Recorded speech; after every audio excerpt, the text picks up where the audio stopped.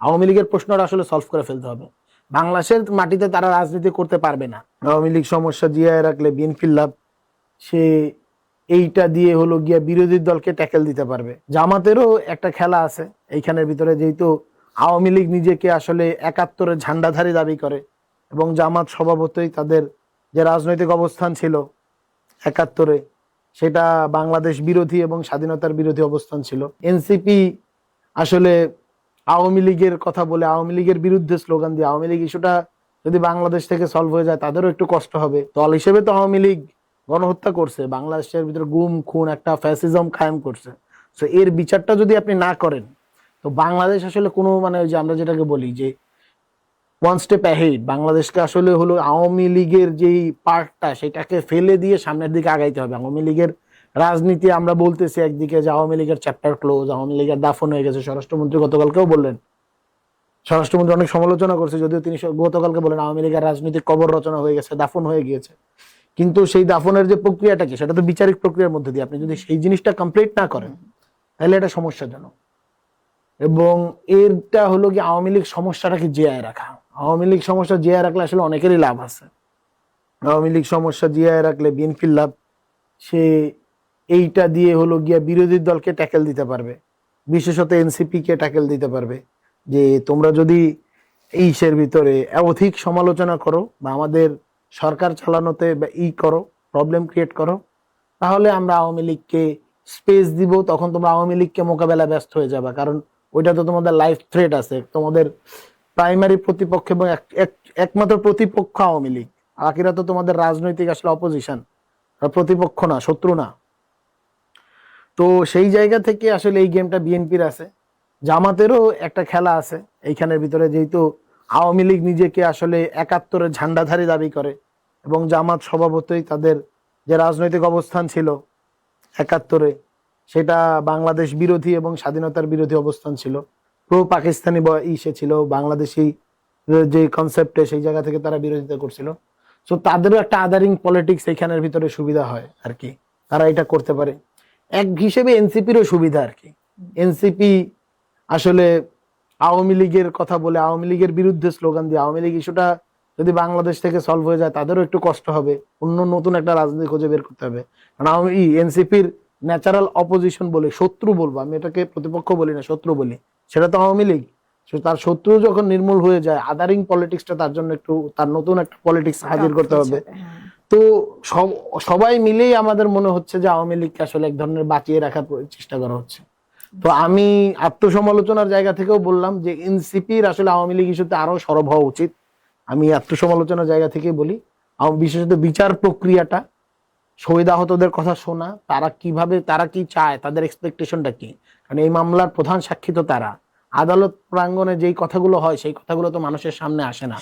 তো এই নেতাকর্মী যারা আছে তাদের millions of followers, lakh lakh followers, আমি নিজেকে ইনক্লুড করেই বলতেছি, আমাদের উচিত শহীদ পরিবারের কাছে যাওয়া, তারা কি বলে সেটা শোনা, সেটা পাবলিকের কাছে পৌঁছায় দেওয়া। এই জিনিসটা যদি না করা হয় তাহলে মানে বাংলাদেশের ভাগ্য আসলে, বাংলাদেশ আসলে সামনের দিকে আগাইতে পারবে না। আওয়ামী লীগের প্রশ্নটা আসলে সলভ করে ফেলতে হবে। বাংলাদেশের মাটিতে তারা রাজনীতি করতে পারবে না। দল হিসেবে আওয়ামী লীগের আসলে আওয়ামী লীগ নাই। শেখ হাসিনা এখন একটা নতুন বয়ান আমরা শুনতে পাই যে শেখ হাসিনার আওয়ামী লীগ আর ব্যাক করবেন, এইটা একটা সমস্যাজনক কথা। শেখ হাসিনার আওয়ামী লীগ ব্যাক করবেন এর মধ্যে দিয়ে বোঝানো হয় যে পুতুল বা জয়ের আওয়ামী লীগ ব্যাক করবে, অথবা সাবের হোসেন চৌধুরীর আওয়ামী লীগ ব্যাক করবে, অথবা সোহেল তাজের আওয়ামী লীগ ব্যাক করবে।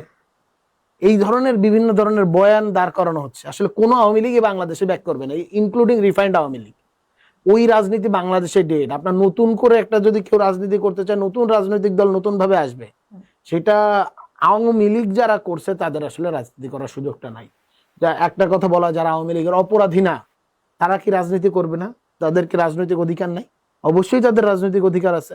বাংলাদেশের প্রত্যেকটা দল তাদেরকে স্বাগত জানাইছে, আপনি যদি অপরাধী না হন। ইভেন এনসিপি স্পষ্টভাবে বলছে, আমাদের আহ্বায়ক নাহিদ ইসলাম স্পষ্টভাবে প্রেস কনফারেন্সে বলেছে যে সকল আওয়ামী লীগ বা ছাত্রলীগ কোনো প্রকার অপরাধী কার্যক্রমের সাথে জড়িত নয়, কোনো প্রকার ফৌজদারি অপরাধ করেনি, এবং তারা ইসের ভিতরে জুলাইয়ে ছাত্র জনতার বিপক্ষে অবস্থান নেয়নি। তারা চাইলে এনসিপিতে জয়েন করতে পারে।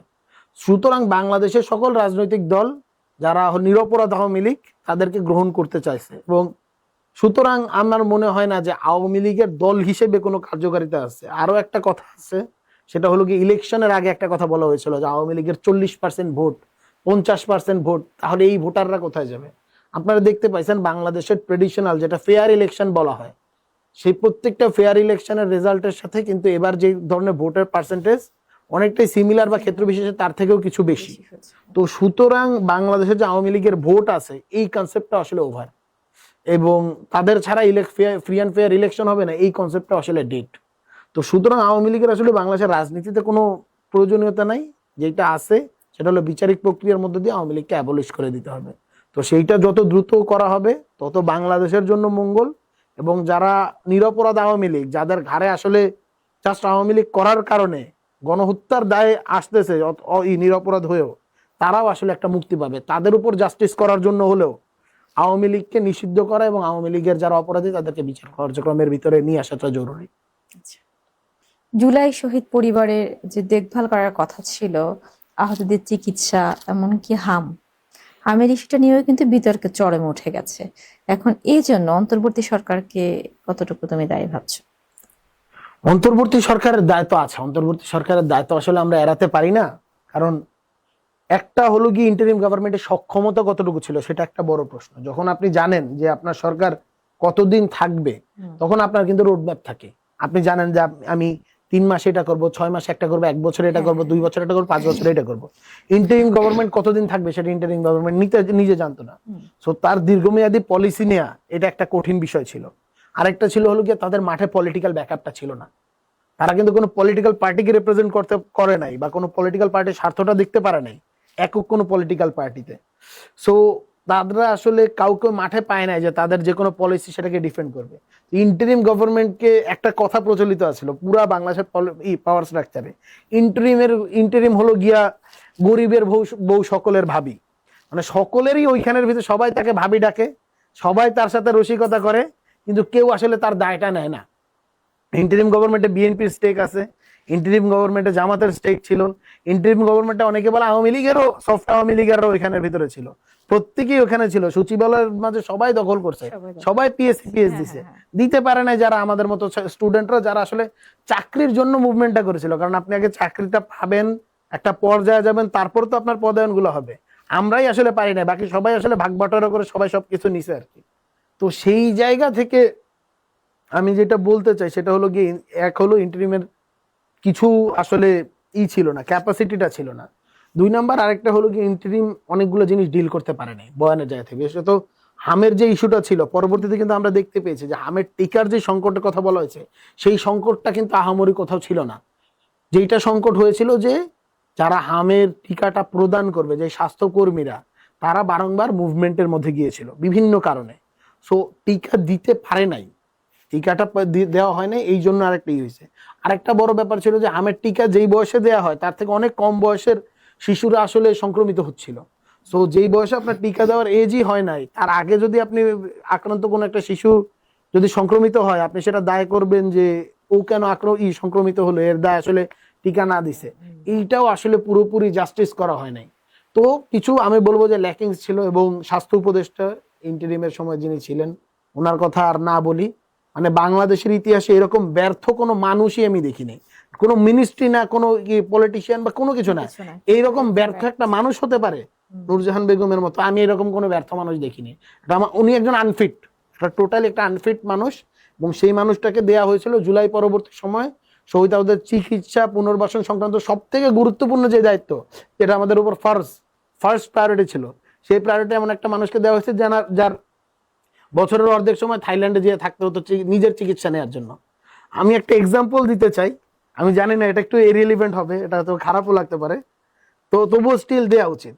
তো আমি যে স্কুলে পড়তাম আর কি, তো সেই স্কুলের ভিতরে আমাদের যিনি হলো গিয়ে শারীরিক শিক্ষার টিচার ছিলেন, ওনার আসলে রিটায়ারমেন্টের বয়সটা পার হয়ে গিয়েছিল আর কি। তো তিনি একটু এক্সটেন্ড করে ওনার ছেলে আমাদের মেনলি ক্লাস নিত, ছেলে খুবই ভালো, স্পোর্টসের দিক থেকে ভালো। তো ওনার ছেলেকে সবাই এটা বলে খেপাইতো আর কি, যে তুই কি, তোর বাবা কিসের ফিজিক্যাল টিচার, যে তোর বাবা নিজেরই তো ফিজিক্যাল ঠিক নাই, ওনার নিজেরই তো বয়স হয়েছে রিটায়ার করার মতো, উনি কিভাবে বাচ্চাদেরকে হলো পিটি করাবে, উনি কিভাবে ক্লাস নিবে। তো যেই মহিলার নিজেরই আসলে ইসে ফিজিক্যাল ইলনেসে উনি বছরে 6 মাস আসলে অসুস্থ থাকে, হসপিটালে বেডে থাকে, দেখতেই পাওয়া যায় না। তাকে যখন আপনি স্বাস্থ্য খাতার দায়িত্ব দিবেন, স্বাস্থ্য খাত আসলে ভঙ্গুরই হয়েছে আগের থেকে।